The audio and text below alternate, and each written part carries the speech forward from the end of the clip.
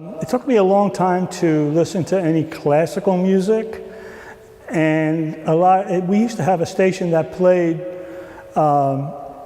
impressionistic composers like Ravel and Debussy and Delius, and they caught my ear as far as colors that I haven't heard in jazz. So that's one influence, and also I loved there's a record label from Germany called ECM, and I loved the stuff that they were doing because it was different than the straight ahead. When I say straight ahead, I mean like just doing standards and playing, bebop-ish type of stuff. I always grew up on that, but I always had an ear for the more progressive ECM, more interactive, spacey music, meaning like music that has more space.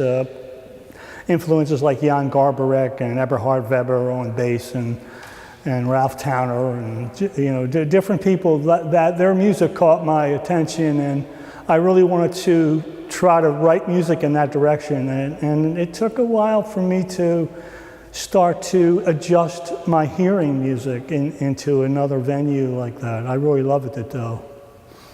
Wes Montgomery was a guy I aspired to when I was younger.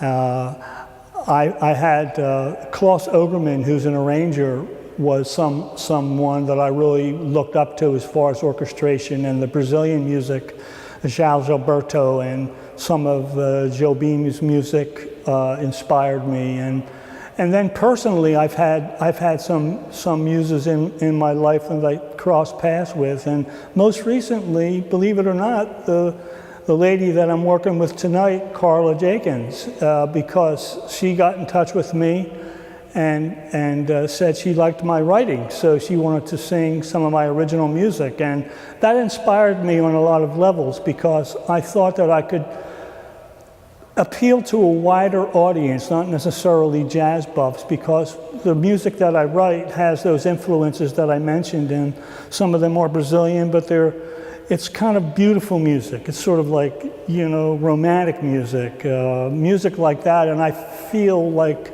compositions can get buried in the jazz world because people are more interested in improvisation. So I figured it was a good match for me, because then I can get my compositions maybe heard by a wider audience. The people that I'm working with tonight and people that I've been working with over the past decade, Carla Jenkins is the vocalist who has written lyrics to most of my compositions. I wrote a few out of desperation, and the instrumentalist that I'm working with, John Mosman on drums and percussion, tonight will be playing drums, has been with my quintet for at least a decade, and he's one of my favorite drummers because he's very versatile and he's just real sensitive.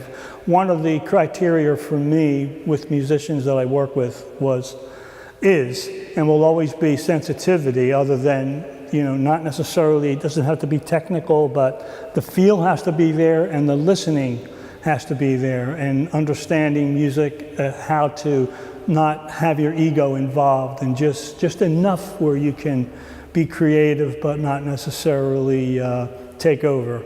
So, and then the bassist Steve Mishi has just been a gift to my musical life, because he's one of these bass players, and I shouldn't even say one of these, he's rare in that he is one of the most humble individuals, and yet he is the most beautiful bass player I think I've ever played with in so many levels. Talk about sensitivity and listening and playing just perfectly. And I know sometimes I refer to Steve's playing as transparent because he just fits everywhere. He fits in the music, so he doesn't stand out. I mean, sometimes I have to coax him to take a solo, but he does great solos. So they're the musicians that are going to be with me tonight.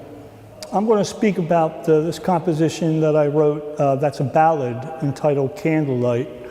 Was inspired actually by the muse, my latest muse, Carla Jenkins, who has just a great voice for ballads, and sometimes I feel like ballads are a lost art. And I actually composed this piece on the piano, even though I'm not a pianist, but sometimes I write compositions on the piano and then I have to transfer them to the guitar, and I have to make some adjustments, and actually sometimes it's not always an easy adjustment because you can't translate literally the voicing on the piano to the guitar, so I have to find a good medium to do that. So Candlelight was composed recently, probably just a few years ago, maybe 3 or 4 years back. And I was to me, it should be a movie theme, or could be a movie theme, because it has and actually I wrote the lyrics to it. I just felt inspired to write the lyrics. It sort of has like a little bit of darkness in there, mixed in with the beauty, much as a lot of romantic relationships will have. They'll go through those different periods, and I feel like it would be a great theme for a movie. And I just love ballads and music that has that quality to it. As far as improvisation in it, the good thing about it for sort of a novice improviser is that the chords don't move real fast because it's a ballad, and the chords stay for long enough where you can get your orientation and your equilibrium, where you can actually start hearing some musical ideas. But with anything that's complex harmonically, meaning that they go to non-diatonic progressions, like not major scale progressions,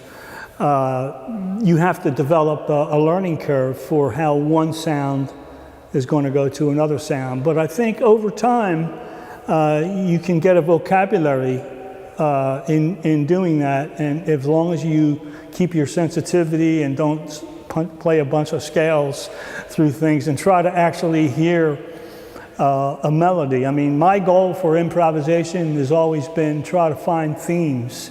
Find themes and breathe. If you're a guitar player, you don't have to breathe like a horn player does or a vocalist does, but we need to build breath into our music in order to create actual musical ideas.